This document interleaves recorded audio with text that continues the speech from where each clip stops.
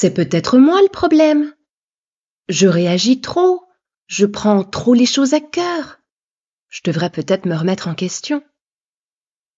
Et à force de te dire ça, tu ne sais plus. Mais ce doute, il ne vient pas de nulle part. Dans les 2 premiers épisodes, on a suivi Laetitia. On a vu ce moment où elle sait que quelque chose ne va pas et où elle passe à autre chose. Ce scanner permanent qu'elle fait en rentrant à la maison. Ce bruit de voiture dans l'allée qui la contracte avant même qu'il soit là. Et puis on a vu comment tout ça s'est installé, dès les premières rencontres avec Marc. Ces petits signaux minimisés, cette normalisation progressive. Ces moments de douceur qui effacent presque les moments de tension. Et comment, 6 mois plus tard, elle sort moins, elle filtre ce qu'elle dit, elle surveille son humeur à lui, avant d'exprimer la sienne. Et elle appelle tout ça de la maturité relationnelle. Aujourd'hui, on va parler de ce qui arrive après, quand ce n'est plus seulement la situation qui pose problème, quand c'est elle qui commence à poser problème à ses propres yeux. Ce moment où elle ne doute plus de lui, elle doute d'elle. De subir à choisir, c'est le nom de ce podcast, et je te souhaite la bienvenue. Je suis Clotilde, coach en reconstruction de vie. Petit pas pour soi, c'est né en 2017, et comme moi, ça a bien évolué depuis. J'accompagne des personnes qui traversent ou qui sont sorties de situations qui les ont abîmées. Pas seulement parce que c'est mon métier, mais parce que je l'ai aussi vécu de l'intérieur. Ce podcast, il s'adresse à celles et ceux qui vivent ou qui ont vécu une relation toxique, une emprise ou de la manipulation, de la violence, même si elle est psychologique. Un environnement familial ou professionnel destructeur, bref, ces situations où on ne sait plus très bien ce qui est normal, où on doute de soi et on finit par ne plus se reconnaître. Peu importe la forme, si tu te reconnais, tu es au bon endroit. Ici, on prend le temps, on met des mots, on comprend ce qui se passe vraiment. On se retrouve chaque samedi à 10h pour un nouvel épisode et on commence tout de suite. Laetitia a changé quelque chose. Pas lui, elle. Et ce qui est troublant, c'est qu'elle ne s'en est pas rendue compte. C'est en regardant une vieille photo, en retrouvant une amie qu'elle n'avait pas vue depuis longtemps, en réécoutant un message vocal d'il y a plusieurs mois, qu'elle a réalisé. La femme dans cette photo, la femme dans ce message vocal, elle riait autrement, elle parlait autrement, elle prenait de la place autrement. Elle avait cette façon d'occuper l'espace sans s'excuser d'être là. Cette femme-là, elle ne la reconnaît plus vraiment. Il y a quelques mois, si quelqu'un lui avait parlé sur ce ton, elle aurait répondu. Pas agressivement, mais clairement, avec cette façon qu'elle avait de savoir ce qu'elle valait. De poser les choses calmement, mais fermement. Maintenant, elle hésite, elle pèse, elle attend le bon moment. Elle reformule 3 fois dans sa tête avant de parler.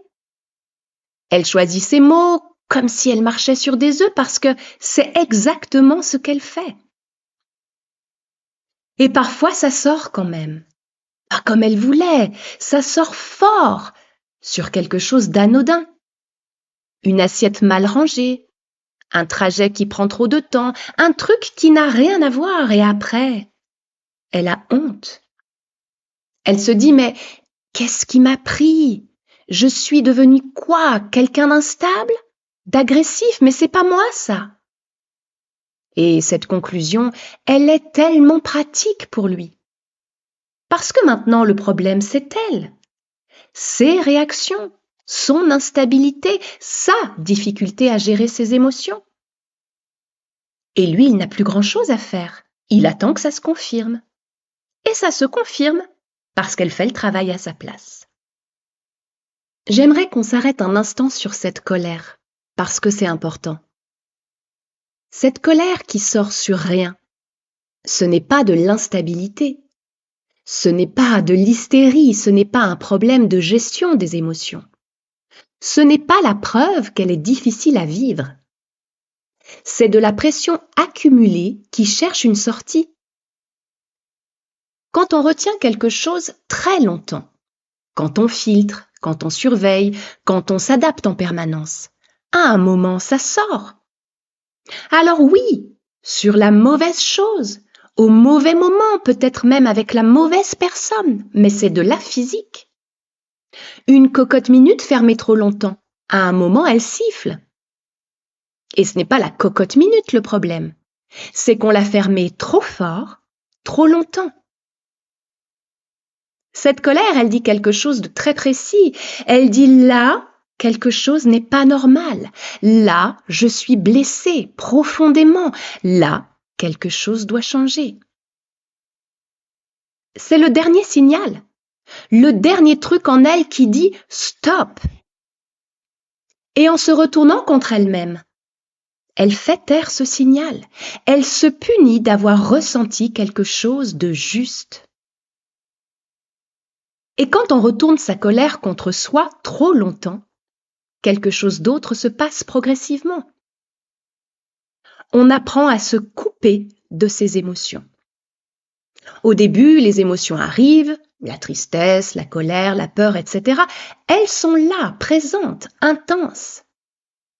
Et puis, à force de les ravaler, de se faire dire qu'on exagère, qu'on est trop sensible, qu'on cherche les problèmes, on commence à ne plus les sentir vraiment. Pas parce qu'elles ont disparu, mais parce que le cerveau a développé un mécanisme de protection.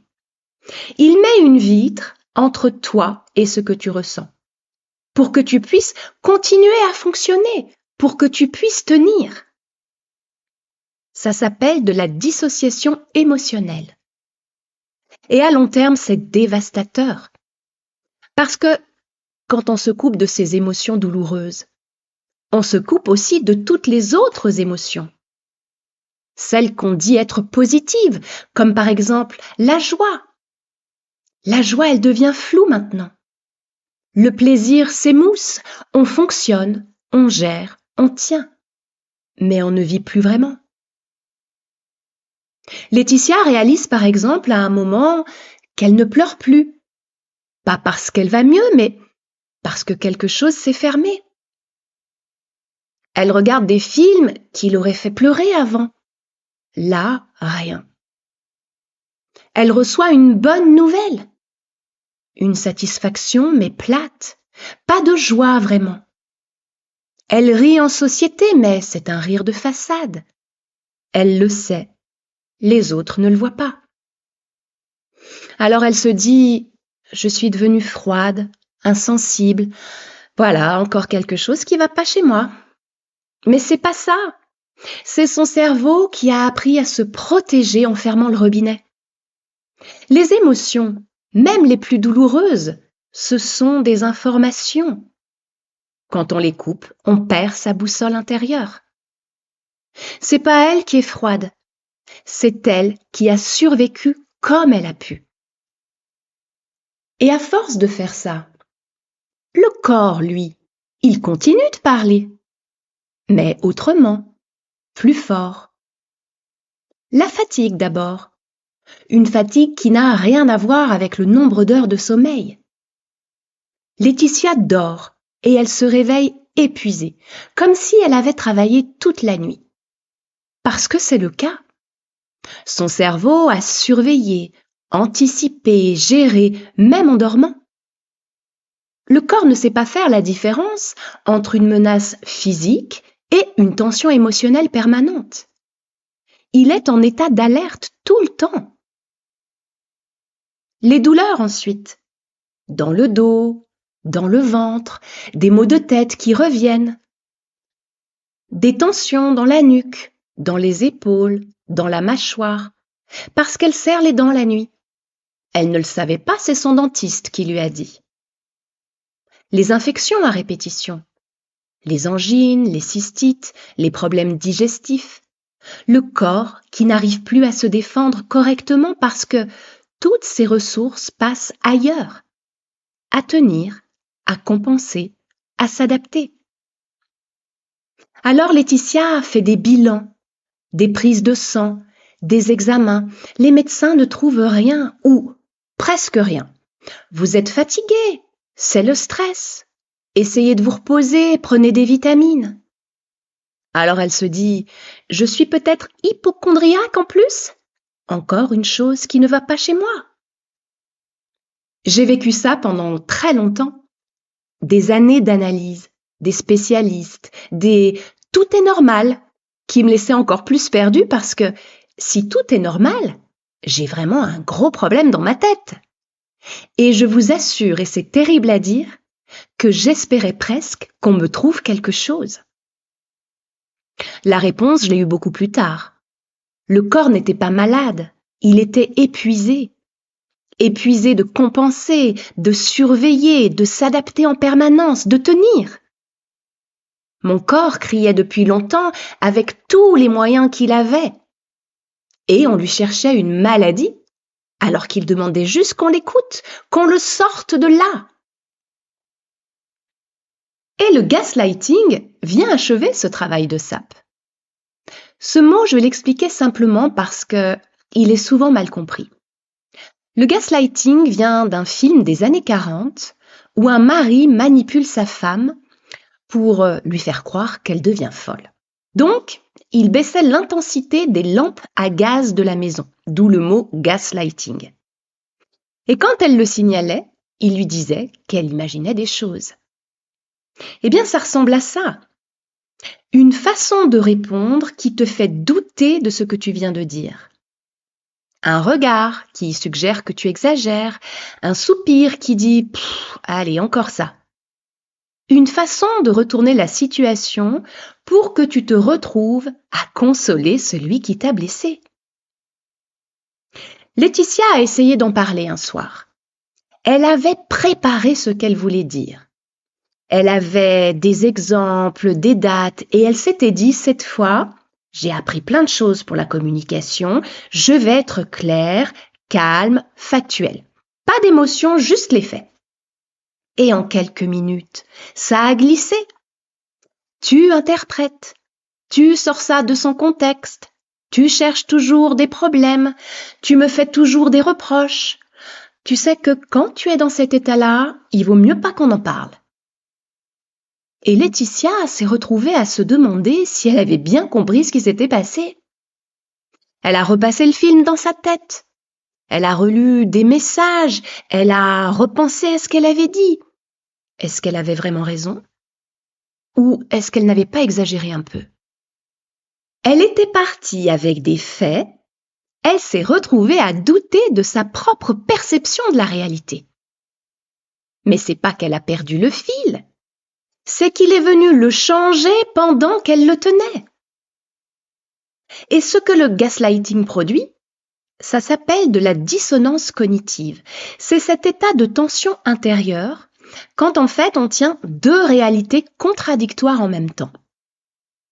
D'un côté, ce qu'on sait, ce qu'on a vu, ce que le corps dit depuis le début. Et de l'autre, ce qu'on nous dit. Tu interprètes, tu exagères, c'est dans ta tête. Et le cerveau, il ne peut pas tenir les deux indéfiniment, c'est beaucoup trop épuisant. Alors il choisit. Et très souvent, il choisit la version de l'autre. Pas parce qu'elle est vraie, mais parce que c'est moins douloureux que de tenir sa propre vérité face à quelqu'un qui la nie en permanence. Parce que tenir sa vérité, quand personne autour ne la valide, ça demande une énergie folle. Et en plus, une énergie qu'on n'a plus, parce qu'on est déjà épuisé, parce qu'on doute de tout. Alors on lâche, on adopte sa version, et on se dit, peut-être qu'il a raison, peut-être que c'est moi. C'est pas de la faiblesse, c'est de la neurologie. Alors je vous le redis dans cet épisode aussi, mais ça ne se passe pas que dans les relations amoureuses. Au travail, par exemple, tu soulèves un problème concret. Tu as réfléchi, tu as des arguments, et tu te retrouves à justifier ta façon de travailler, à expliquer pourquoi tu as réagi comme ça, et à t'entendre dire que tu prends les choses trop à cœur, que tu n'es pas assez solide, que dans ce milieu, il faut savoir s'adapter. Et tu commences à te dire, bien, peut-être que c'est vrai, peut-être que je suis pas fait pour ça, peut-être que je suis trop sensible pour ce poste. En famille, c'est peut-être ce parent qui minimise ce que tu ressens depuis toujours. T'as toujours été trop sensible. Il t'arrive toujours des problèmes. Tu dramatises. Arrête de faire la victime. Et tu as tellement entendu ça, depuis tellement longtemps, que maintenant c'est ta propre voix qui dit ces mots, pas la leur, la tienne. Tu t'es approprié leur regard sur toi et tu te regardes avec leurs yeux. Alors comment on sait qu'on a basculé dans ce doute de soi ? Il y a des signes très concrets et je vais les nommer parce que vous le savez, les reconnaître, c'est déjà un premier pas. Tu t'excuses pour des choses qui ne nécessitent pas d'excuses. Tu dis pardon pour avoir pris de la place, pour avoir exprimé un besoin, pour avoir eu une opinion différente. Bref, tu t'excuses d'exister, en quelque sorte. Tu vérifies tes propres souvenirs. Est-ce que c'est vraiment ce qui s'est passé ? Est-ce que j'ai bien compris ? Est-ce que je n'ai pas rêvé ? Tu relis des messages que tu as pourtant déjà lus 20 fois, juste pour être sûr. Tu demandes aux autres de valider ce que tu as ressenti. Tu penses que j'avais raison de me sentir comme ça ? Est-ce que tu aurais réagi comme moi ? Tu cherches une confirmation extérieure parce que la tienne ne suffit plus. Tu as honte de tes propres réactions, même quand elles étaient justes. Cette colère qui est sortie, tu t'en veux. Cette limite que tu as posée, tu te demandes si tu n'as pas exagéré. Cette chose que tu as dite, tu la retournes dans tous les sens pendant des heures. Et tu passes plus de temps à analyser ce qui ne va pas chez toi qu'à regarder ce qui se passe autour de toi. Je répète cette dernière phrase parce qu'elle est importante. Tu passes plus de temps à te demander ce qui ne va pas chez toi qu'à regarder ce qui se passe réellement. Et quand on ne se fait plus confiance, on cherche des confirmations dans le regard des autres. Laetitia observe beaucoup, tout le temps. Elle observe comment les gens réagissent à Marc. Est-ce qu'ils l'apprécient ? Est-ce qu'ils le trouvent sympa, charmant ? Et quand c'est le cas, et c'est souvent le cas parce que Marc en public, c'est quelqu'un d'autre, elle se dit « Tu vois, les autres le voient bien, donc c'est moi le problème ». Elle observe ses amies en couple. Est-ce qu'elles aussi, elles font attention à ce qu'elles disent ? Est-ce qu'eux aussi ont des disputes comme ça ? Et quand une amie lui dit que son compagnon aussi fait des trucs qui l'énervent, elle se dit, tu vois, c'est pareil pour tout le monde, c'est moi qui exagère. Elle observe sa propre mère, son rapport à son père, et elle se dit, dans ma famille, c'était pareil, donc c'est normal. C'est comme ça que les couples fonctionnent. Elle a externalisé sa boussole. Ce n'est plus ce qu'elle ressent qui lui dit si quelque chose est juste. C'est ce que les autres semblent vivre, ce que les autres pensent de Marc, ce que les autres font dans leurs relations. Et comme les autres ne voient pas ce qu'elle vit de l'intérieur, comme Marc est quelqu'un d'autre en public, elle se dit que tout le monde a ses problèmes de couple. Elle conclut toujours la même chose. C'est elle le problème. Et cette conclusion, elle est tellement ancrée maintenant qu'elle ne la remet même plus en question.